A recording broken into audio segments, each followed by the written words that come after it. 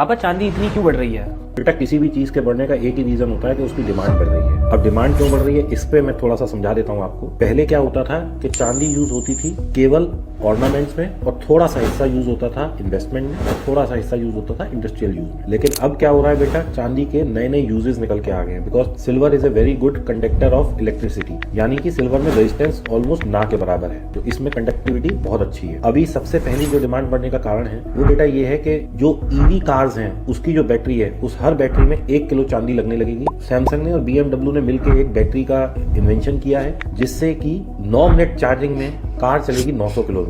तो एक तो सबसे बड़ा रीजन ये है बढ़ने का। दूसरा, सोलर पैनल्स में चांदी लगने लगी है। तीसरा, आजकल हर जगह देखो आप, मैं खुद इस उम्र में iPad, mobile and laptop use कर रहा हूँ, सब में थोड़ी थोड़ी चांदी लगती है। और दूसरा, जब हम लेड को और निकल को और लिथियम को माइन करते हैं तो जो उसका बाई प्रोडक्ट है वो चांदी है, यानी कि चांदी की माइंस नहीं मिलती हैं, अलग अलग मेटल्स की माइन मिलती है, उसमें थोड़ी चांदी मिलती है। तो अब ये भी नहीं पता है कि चांदी के सोर्सेज पूरे हैं कितने। सबसे बड़ी माइन जो है वो मेक्सिको में है, जिसको कि अभी आने वाले 2 साल के लिए एडवांस पेमेंट में सैमसंग ने अंडर राइट कर दिया है, यानी कि जितनी चांदी, जितनी लेड और जितना निकल वहां से निकलेगा वो सब सैमसंग ले लेगा, क्योंकि उसे बैटरी बनानी है। अगर ये चांदी वाली बैटरी की ईवी एडॉप्शन केवल 20% हो जाए तो दुनिया में जितनी भी चांदी है वो सब बैटरी में ही खप जाएगी। तो इसलिए बेटा चांदी की डिमांड बढ़ रही है। ओके पापा, बहुत अच्छे से समझ आ गया।